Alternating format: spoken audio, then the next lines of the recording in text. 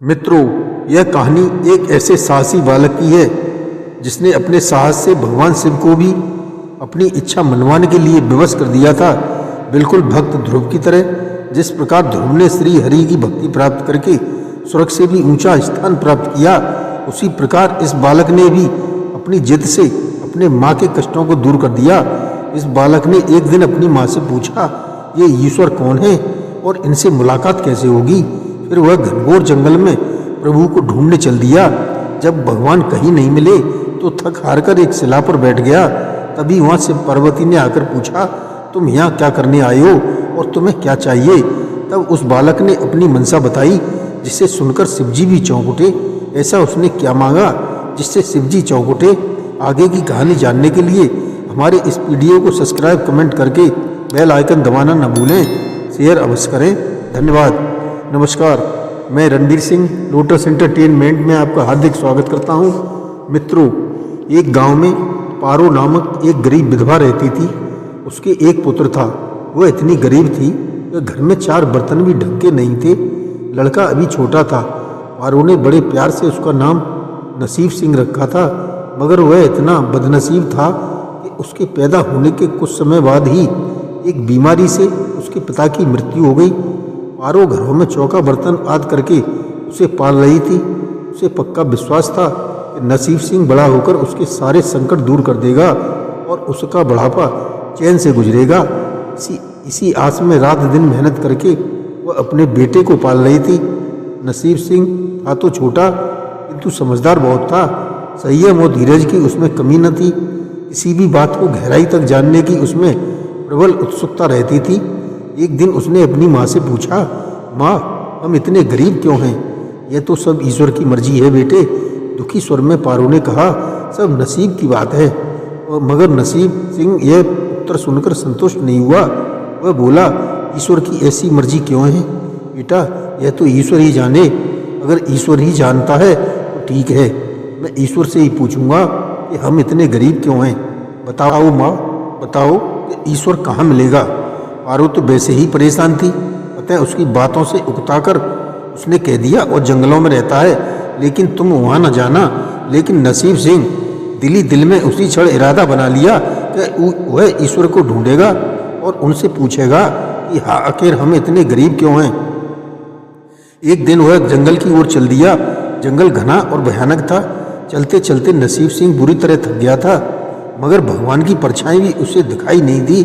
अतः थक हार कर वह पत्थर की एक शिला पर बैठ गया और सोचने लगा, भगवान तो यहाँ कहीं नहीं है, आखिर गरीबी दूर होगी कैसे। तभी संयोग बस मृत्यु लोक का भ्रमण करते करते से पार्वती उधर ही आ निकले। उन्होंने बच्चे को वहाँ बैठे देखा तो उन्हें भी बड़ा अचरज हुआ कि यह अबोध बालक इस बीहड़ जंगल में बैठा क्या कर रहा है। तब भगवान शिव ने बालक से पूछा, तुम कौन हो बालक, और इस जंगल में क्यों कर रहे बैठे हो। मैं ईश्वर को ढूंढ रहा हूँ। ईश्वर को पार्वती चौंकी और पूछा, मगर क्यों, ईश्वर से तुम्हें क्या काम है। मैं उनसे पूछना चाहता हूँ कि हम इतने गरीब क्यों हैं, दूसरे की तरह हम पर भी भाग्य की कृपा क्यों नहीं है। नसीब सिंह ने निर्भीकता से उत्तर दिया, माँ पार्वती और भगवान शिव उस बच्चे का साहस देखकर बहुत प्रसन्न हुए। माँ पार्वती तो करुणा का सागर हैं। उन्हें इस बच्चे पर बड़ी दया आई और भगवान शिव से मुखातिब होकर बोली, प्रभु, इस बालक का कुछ कीजिए। हम कुछ नहीं कर सकते पार्वती, क्योंकि इसके भाग्य में यही सब लिखा है। भाग्य देवता के लेख के अनुसार इसे ऐसा ही जीवन भोगना है। नहीं नहीं स्वामी, आपको कुछ करना ही होगा। माँ पार्वती हट करने लगी। जिद न करो पार्वती, यदि हम उसे कुछ भी दे देंगे तो वह उसके पास नहीं रुकेगा। इसे वैसा ही जीवन जीने दो जैसा भाग्यदेव चाहते हैं। नहीं प्रभु, इसकी गरीबी दूर करने के लिए आपको इस पर कृपा करनी ही होगी। जब माँ पार्वती जिद करने लगी तो भगवान भोले शंकर ने बच्चे को एक हार दे दिया। हार पाकर नसीब सिंह बहुत प्रसन्न हुआ और खुशी खुशी अपने घर को चल दिया। माँ पार्वती संतुष्ट थी कि उन्होंने एक बालक को मदद की और अब उसके दिन सुख से कटेंगे। लेकिन त्रिकालदर्शी भोले बाबा जानते थे कि यह हार उसके पास रहेगा नहीं। चलते चलते नसीब सिंह के पेट में अचानक दर्द उठा और वह शौच के लिए इधर उधर देखने लगा। उसने भगवान शिव का दिया हुआ हार पत्थर की एक शिला पर रख दिया और और झाड़ियों के पीछे चला गया। अभी एक चील कहीं से उड़ती हुई आई और उस हार को उठाकर ले गई। अरे मेरा हार! सब कुछ भूलकर लड़का चील के पीछे भागा, मगर कब तक वह चील का पीछा करता, कैसे पकड़ता उसे। एक आध बार पत्थर उठाकर उसने चील को मारने की कोशिश की, किंतु चील अधिक ऊंचाई पर थी। कुछ ही पलों में चील उसकी नज़रों से ओझल हो गई तो वह बड़ा दुखी हुआ और रोते रोते वह अपने घर की ओर चल दिया। पहुंचकर उसने माँ को सारी बात बताई, मगर पारो को उसकी बात पर बिल्कुल भी विश्वास नहीं हुआ। हाँ, उसकी बात सुनकर वह कुछ उदास अवश्य हो गई, लेकिन नसीब सिंह माँ की उदासीनता देखकर हतोत्साहित नहीं हुआ। उसने मनी मन में निर्णय लिया कि वह कल फिर वहीं जाएगा और भगवान शिव पार्वती को अपनी विपदा सुनाएगा। उसका विश्वास था कि भगवान शिव उस धूर्त चील को अवश्य दंड देंगे। दूसरे दिन वह फिर वहां जा पहुंचा। भगवान शिव ने पार्वती से कहा, देखो उसके पास दूसरे दिन वह फिर वहां जा पहुंचा।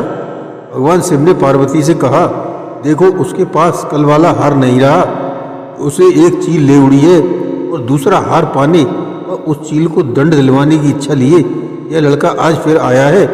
पार्वती देवी ने फिर भगवान से प्रार्थना की, भगवान आप चील को दंड दें या न दें, किंतु इस लड़के की सहायता करके इसकी निर्धनता अवश्य दूर करें। हम अब कुछ नहीं कर सकते देवी, यदि तुम जिद करती हो तो हम ब्रह्मा से कहते हैं, वही इस बालक की कुछ सहायता करेंगे। यह कहकर भगवान शिव ने ब्रह्मा जी को बुलाया और सारी बात बताकर आग्रह किया कि आप ही इसकी कुछ मदद करें। तब ब्रह्मा जी ने लड़के को हीरे की एक अंगूठी दे दी। लड़के ने अंगूठी जेब में रखी और खुशी खुशी अपने घर चल दिया। उसने सोच लिया था कि अब वह एक पल के लिए भी अंगूठी को अपने से अलग नहीं करेगा। चलते चलते अचानक उसे प्यास लगी। वह सरोवर के किनारे पहुंचा और जैसे ही वह चुल्लू भरकर पानी पीने के लिए झुका, वैसे ही उसकी जेब से अंगूठी निकलकर पानी में जा गिरी और इससे पहले कि वह उसे उठाता, एक मछली उसे निगल गई।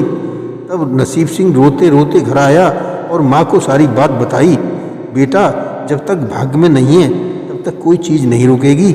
माँ ने उसे दिलासा देते हुए कहा, जब भाग देवता खुश होंगे तो मिट्टी भी सोना बन जाएगी, मगर इस प्रकार किसी के देने से हमारी गरीबी दूर नहीं होगी।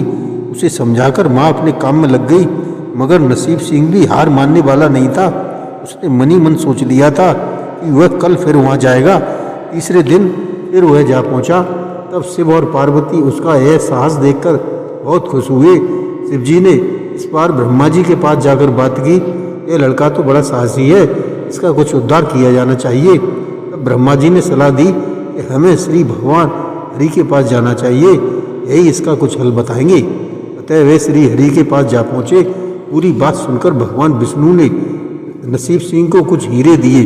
हीरे पाकर वह बहुत खुश हुआ और इस बार बिना कहीं रुके उसने सीधे अपने घर जाने का निश्चय किया, क्योंकि 2 बार उसकी चीज़ें खो चुकी थी।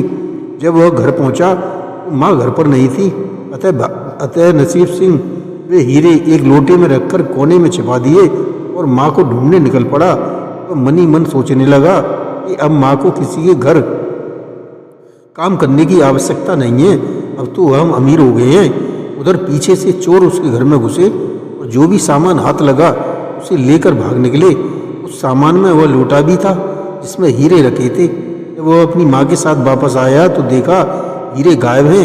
इतना ही नहीं, घर का दूसरा सामान भी गायब है। अब तो उसकी माँ को बहुत गुस्सा आया। वह बोली, क्यों मुझे नई नई कहानियाँ सुनाकर पागल बनाता रहता है, सारा दिन आवाराओं की तरह घूमता है और शाम को पिटाई की डर से कोई नई कहानी सुना देता है। माँ की डांट सुनकर लड़का रोने लगा। वह तो केवल वही जानता था, जो कुछ भी उसने बताया था वह सत्य था। डांट खाकर लड़के की हिम्मत और बढ़ गई और अगले दिन वह फिर उसी स्थान पर जा पहुंचा। भगवान भोले शंकर सोचने लगे कि इस पर इतनी मुसीबतें पड़ी लेकिन इसमें हिम्मत नहीं आ रही। इससे वह बहुत प्रसन्न हुए और भाग्य की देवी के पास जाकर बोले, यह लड़का बहुत हिम्मती, साहसी और धीरज वाला है, ऐसा व्यक्ति अभागा नहीं हो सकता, इसे कुछ दे दो। आज्ञा पाकर भाग्य की देवी ने नसीब सिंह को सोने का एक सिक्का दिया। सिक्का लेके नसीब सिंह खुशी खुशी अपने घर चल दिया।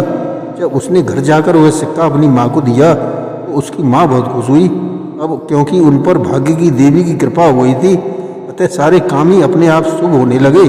दूसरे दिन ही एक मछली वाला उनके गांव में मछली बेचने आया तो लड़के ने वही सिक्का देकर मछली खरीद ली। उसकी माँ ने मछली का पेट चीरा तो अंगूठी निकली जो ब्रह्मदेव ने उसे दी थी, जो उसकी जेब से तालाब में गिर गई थी। माँ ने अंगूठी संभाल कर रख ली और भाग्य बहादुर से बोली, क्या बेटा जंगल से थोड़ी लकड़ियाँ ले आ, आज घर में ईंधन बिल्कुल नहीं है। लड़का कुल्हाड़ी लेकर जंगल की ओर चल दिया।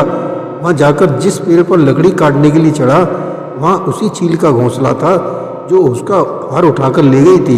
लड़के ने देखा कि चील आसपास कहीं नहीं थी। भाग बहादुर ने अपना हार उठा लिया। जो भी थोड़ी बहुत लकड़ियाँ पेड़ के नीचे पड़ी थी वही उठाकर घर की ओर चल दिया। माँ हार पाकर बहुत खुश हुई। अब तो देखते ही देखते उनके दिन बदल गए। घर में किसी चीज़ का अभाव नहीं रहा। फिर ईश्वर की कृपा ऐसी हुई कि चोर उसके घर से हीरे चुरा कर ले गए थे। उन्हें सपने में महादेव ने चेतावनी दी कि जो हीरे उस लड़के के घर से चुरा कर लाए थे तुरंत वापस कर दो वरना तुम्हारा सर्वनाश कर दूंगा। चोर उसी दिन हीरे उसके घर पर दे गए और अपनी गलती के लिए माफ़ी भी मांगी। इस प्रकार उस अभागे का भाग्य चमक उठा।